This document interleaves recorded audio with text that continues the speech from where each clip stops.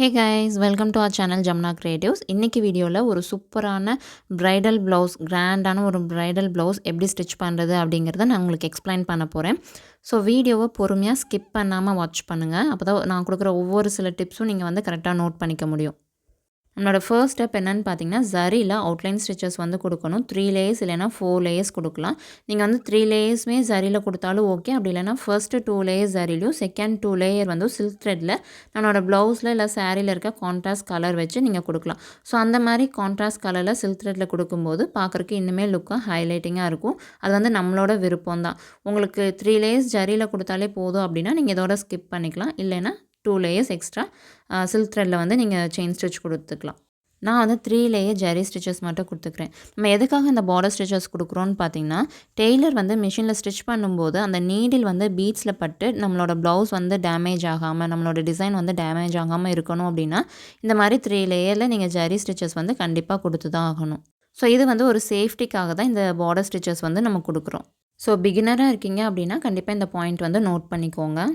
Next step வந்து beat work. Beads வந்து நம்ம 2 சுகர் பீட்ஸாக தான் ஸ்டிச் பண்ணணும். அதுக்கு மேலே அதிகமாகவும் இல்லை ஒரு பீடாகவும் ஸ்டிச் பண்ணிங்க அப்படின்னா அது வந்து பார்க்குறக்கு நல்லா இருக்காது. சிங்கிள் பீடாக ஸ்டிச் பண்ணும்போது டைம் அதிகமாக எடுக்கும். இல்லை அதிகமான நம்பர் ஆஃப் பீட்ஸ் நீங்கள் ஆட் பண்ணி ஸ்டிச் பண்ணும்போது அதில் ஃபினிஷிங் வந்து நல்லா உங்களுக்கு லூஸாக ஃபீல் ஆகும். அவ்வளோ கிரிப்னஸ் வந்து இருக்காது. அதனால் 2 பீட்ஸ் யூஸ் பண்ணி ஸ்டிச் பண்ணிங்கன்னா தான் கரெக்டாக இருக்கும். பொறுமையாக நீட்டாக ஸ்டிச் பண்ணுங்கள். ரொம்ப டைட்டாக பிடிச்சி த்ரெட்டை ரொம்ப டைட்டாக இழுத்து நீடில் போட்டு இழுத்து அந்த மாதிரிலாம் ஸ்டிச் பண்ணிங்க அப்படின்னா ஃபினிஷிங் வந்து நல்லா இருக்காது. மேபி ஃப்ரேமில் ஃபிட் பண்ணியிருக்கும்போது பார்க்குறக்கு லுக்காக இருக்கிற மாதிரி இருக்கும். நீங்கள் ஃப்ரேமையும் கிளாத்தையும் தனியாக ரிமூவ் பண்ணதுக்கப்புறம் அது வந்து வேறு ஷேப்பில் போன மாதிரி இருக்கும். கரெக்டாக ஸ்ட்ரெயிட் லைனாக இருக்காது. ஸோ அதனால் த்ரெட்டையும் நீடிலும் ரொம்ப டைட்டாக போட்டு இழுத்து ஸ்டிச் பண்ணாமல் ரெண்டையும் ரொம்ப ஃப்ரீயாக ஹேண்டில் பண்ணுங்கள். நெக்ஸ்ட் வந்து 3mm பீட் இல்லைனா 4mm பீட் வச்சு ஸ்டிச் பண்ணலாம். அப்படி இல்லைனா ஸ்டோன் செயின் யூஸ் பண்ணியும் நம்ம ஸ்டிச் பண்ணலாம். இங்கே வந்து நான் 3mm பீட் வந்து கொடுத்து ஸ்டிச் பண்ணிட்டுருக்கேன். ஸோ 3mm 4mm 5mm இருக்கட்டும், இது வந்து நம்ம சிங்கிள் பீடாக தான் கொடுத்து ஸ்டிச் பண்ணணும். இதை வந்து நம்ம டபுள் பீடாக கொடுத்து ஸ்டிச் பண்ண முடியாது. டபுள் பீடாக கொடுக்கலாம், பட் அது வந்து லூஸாக இருக்கும் ஃபினிஷிங்கில். அதனால் நம்ம சிங்கிள் பீடாக தான் கொடுத்து ஸ்டிச் பண்ணணும். நெக்ஸ்ட் லேயர் பார்த்திங்கன்னா மறுபடியும் நம்ம சுகர் பீட் வந்து கொடுக்கணும். ஒரு லேயர் சுகர் பீட், ஒரு layer stone chain 3mm bead கொடுத்தோம் அப்படின்னா மறுபடியும் அதை க்ளோஸ் பண்ணுற மாதிரி அடுத்த லேயர் மறுபடியும் சுகர் பீட் கொடுத்து அந்த பார்டரை வந்து நம்ம ஃபினிஷ் பண்ணணும். ஸோ அதை ஃபினிஷ் பண்ணாமல் அப்படியே டேரெக்டாக டிசைனுக்கு வந்து மூவ் ஆகாதீங்க.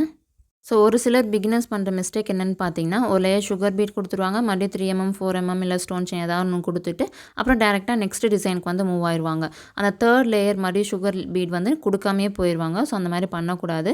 ஒரு பார்டர் டிசைன் எடுத்துட்டிங்கன்னா அதை கம்ப்ளீட்டாக ஃபினிஷ் பண்ணிவிட்டு அதுக்கப்புறம் போங்க. ஸோ இப்போ பார்டர் ஒர்க் வந்து நம்ம கம்ப்ளீட் பண்ணிட்டோம். நெக்ஸ்ட் வந்து கொம்பு டிசைன் வந்து நான் ஆல்ரெடி ட்ரேஸ் பண்ணி வச்சுருக்கேன். அதில் வந்து பீட்ஸ் வந்து நான் ஸ்டிச் பண்ணிட்டுருக்கேன். ஸோ இந்த மாதிரி கொம்பு டிசைன்ஸில் எப்படி ட்ரேஸ் பண்ணுறது, எப்படி ஸ்டிச்சஸ் வந்து எப்படி பர்ஃபெக்டாக கொம்பு ஷேப்புக்கு தகுந்த மாதிரி கொடுக்குறது அப்படிங்கிற வீடியோ வந்து ஆல்ரெடி நம்ம பேஜில் ஒரு 2 வீடியோஸ் வந்து போட்டிருக்கேன். ஸோ ஒரு கொம்பு டிசைன் எடுத்துட்டிங்க அப்படின்னா அதோட கர்வ் ஷேப்பில் எவ்வளோ டீட்டெயிலாக நம்ம ஸ்டிச் பண்ணணும், கரெக்டான அந்த கர்வ் போர்ஷன் எப்படி கொண்டு வரணும் அப்படின்ட்டு ரொம்ப டீட்டெயிலாகவே நான் எக்ஸ்பிளைன் பண்ணி 2 வீடியோஸ் வந்து அப்லோட் பண்ணியிருக்கேன். வேணுன்னா டிஸ்கிரிப்ஷன் பாக்ஸில் லிங்க் கொடுக்குறேன், அதை வந்து செக் பண்ணி பார்த்துக்கோங்க. இந்த டிசைனில் பார்த்திங்கன்னா ஒரு லேயர் வந்து சுகர் பீட், அடுத்த லேயர் வந்து 3mm பீட் கொடுத்துட்டு மறுபடியும் ஒரு லேயர் வந்து சுகர் பீட் வந்து நான் கொடுத்து டிசைன் பண்ண போகிறேன். பொதுவாக இப்படி தான் ஸ்டிச் பண்ணணுமா கொம்பு ஷேப் அப்படின்னு கேட்டிங்கன்னா கிடையாது. நம்ம வந்து ஃபுல்லாகவே சுகர் பீட் மட்டுமே கொடுத்து ஸ்டிச் பண்ணிட்டு போகலாம். இது வந்து பிரைடல் ப்ளவுஸ் அப்படிங்கிறதுனால அதுக்கு தகுந்த மாதிரி கொஞ்சம் கிராண்டாக எக்ஸ்ட்ரா பீட்ஸ் எல்லாம் ஆட் பண்ணி நல்லா கிராண்டாக ஸ்டிச் பண்ணிகிட்ருக்கோம். நீங்கள் சிம்பிளாக ஸ்டிச் பண்ணுற மாதிரி இருந்தால் வெறும் சுகர் பீட் மட்டும் கொடுத்து நீங்கள் வந்து ஸ்டிச் பண்ணிகிட்டே போகலாம். 3mm பீட் மறுபடியும் சுகர் பீட் கொடுக்குறதெல்லாம் நீங்கள் வந்து ஸ்கிப் பண்ணிக்கலாம்.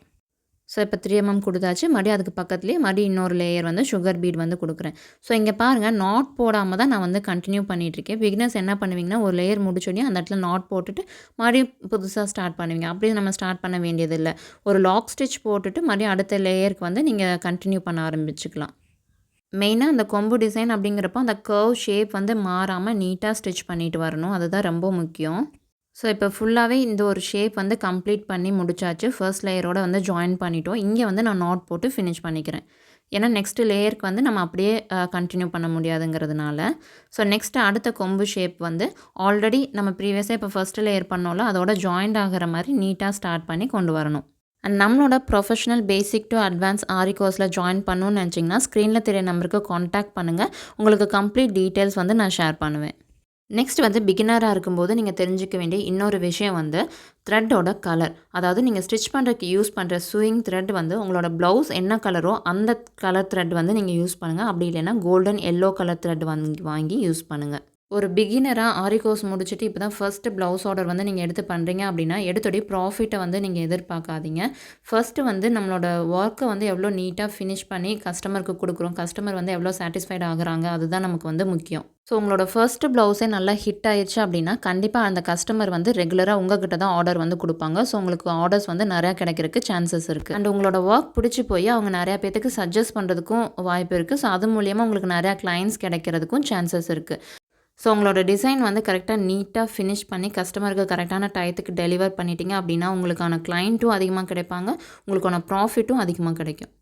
நெக்ஸ்ட் வந்து லீஃப் போர்ஷன் வந்து ஸ்டிச் பண்ண போகிறோம். லீஃப் போர்ஷன் ஸ்டிச் பண்ணும்போது அந்த டிப் வந்து கரெக்டாக ஷார்ப்னஸ் வந்து நீட்டாக கொடுத்து கொண்டு வரணும். ஸோ அதுக்கு வந்து குட்டியாக ஒரு லாக் ஸ்டிச் போட்டுட்டு நெக்ஸ்ட்டு லைனுக்கு வந்து நீங்கள் ஸ்டார்ட் பண்ணி வந்தீங்க அப்படின்னா உங்களுக்கு அந்த டிப் வந்து நல்லா ஷார்ப்பாக இருக்கும். ஸோ இந்த மாதிரி குட்டி குட்டி லீவ்ஸுக்கு எல்லாமே அவுட்லைன் வந்து பீட்ஸ் வச்சு நம்ம கொடுத்தாச்சு. இடையில வந்து ஒரு சில பெரிய லீஃப் வந்து நான் ட்ரா பண்ணியிருக்கேன். அங்கே எல்லாமே நம்ம பீட்ஸ் யூஸ் பண்ணியே ஃபில்லிங்ஸ் வந்து கொடுக்க போகிறோம். ஸோ இந்த பெரிய லீஃப் போர்ஷன்ஸ்க்கு வந்து 4 பீட்ஸாக நான் லோட் பண்ணி ஃபில்லிங்ஸ் வந்து கொடுத்துக்கிறேன். ஸோ ஒரு லாங் ஸ்டிச், ஒரு ஷார்ட் ஸ்டிச் இந்த மாதிரி நீங்கள் வந்து லேர்ன் பண்ணியிருப்பீங்க. கண்டிப்பாக ஆரி கற்றுட்டு இருந்தீங்கன்னா இது வந்து உங்களுக்கு புரிஞ்சிருக்கும். ஸோ அந்த மாதிரி லாங் அண்ட் ஷார்ட் ஸ்டிச்சஸ் கொடுத்து நம்ம இந்த ஃபில்லிங்ஸ் வந்து நம்ம கம்ப்ளீட் பண்ணணும். ஃபஸ்ட்டு ஒரு சைடு வந்து கம்ப்ளீட் பண்ணிவிட்டு அதுக்கப்புறம் நெக்ஸ்ட்டு சைடு வந்து நம்ம கம்ப்ளீட் பண்ணிக்கலாம்.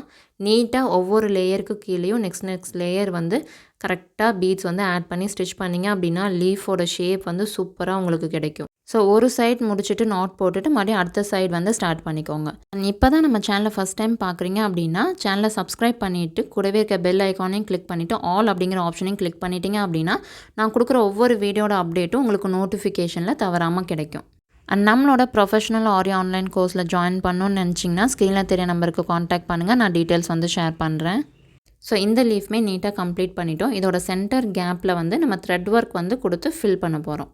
த்ரெட் ஒர்க் கொடுக்கறதுக்கு முன்னாடி புட்டாஸ் டிசைன் எப்படி கொடுக்குறதுன்னு பார்த்துடலாம். ஒரு சுகர் பீட் 3 mm பீட் கொடுத்து லாக் ஸ்டிச் பண்ணிவிட்டு then left side or right side ரெண்டு பக்கமும் அதே மாதிரி சுகர் பீட் 3 mm பீட் கொடுத்து ஃபினிஷ் பண்ணிடுங்க. ஃபஸ்ட்டு ஸ்டிச் பண்ணதை விட கொஞ்சம் ஒரு ஸ்டெப் கீழே தள்ளி கொண்டு வந்தால் தான் அந்த ஷேப் வந்து நீட்டாக கிடைக்கும். தென் ஃபைனலாக ஒரு சுகர் பீட் கொடுத்து கம்ப்ளீட் பண்ணிடுங்க. ஸோ இது வந்து பார்க்குறதுக்கு ரொம்ப சிம்பிளாகவும் கிராண்டாகவும் இருக்கும். அதே மாதிரி கரெக்டான டிஸ்டன்ஸ் விடுத்து அடுத்தடுத்த புட்டாஸ் வந்து நீங்கள் மேக் பண்ணிக்கோங்க. ஸோ இப்போ லீஃபுக்கு இடையில இருக்க கேப்ஸுக்கு எல்லாமே த்ரெட்டில் ஃபில்லிங் கொடுத்து நம்ம கம்ப்ளீட் பண்ணிடலாம். கேப்பே இல்லாமல் நீங்கள் வந்து ஃபில் பண்ணணும், நீட்டாக ஃபில் பண்ணணும், கஜன்னு இருக்கக்கூடாது. அதே மாதிரி த்ரெட் வந்து பிசுறு இருக்கக்கூடாது. இங்கே வந்து ஃப்ளாட் லோடிங் கொடுத்து நான் ஸ்டிச் பண்ணி ஃபில் பண்ணுறேன். த்ரெட் ஒர்க் பண்ணும்போது எந்த சிக்கும் இல்லாமல் த்ரெட்டில் பிசுறு இல்லாமல் நீட்டாக ஃபினிஷ் பண்ணணும். ஸோ இது மாதிரி எல்லா லீஃபோட கேப்லையும் நம்ம வந்து கம்ப்ளீட் பண்ணிக்கலாம். அண்ட் இந்த வீடியோ உங்களுக்கு பிடிச்சிருக்கும்னு நினைக்கிறேன். பிடிச்சிருந்துச்சுன்னா வீடியோக்கு ஒரு லைக் கொடுங்க. அண்ட் மறக்காமல் நம்ம சேனலை சப்ஸ்கிரைப் பண்ணி வச்சுட்டு கூடவே இருக்க பெல் ஐக்கானை கிளிக் பண்ணிவிட்டு ஆல் அப்படிங்கிற ஆப்ஷனையும் கிளிக் பண்ணிக்கோங்க. அண்ட் இந்த ப்ளவுஸுக்கான ஸ்லீவ் டிசைன் வந்து நம்ம நெக்ஸ்ட் வீடியோவில் பார்க்கலாம். தேங்க்யூ.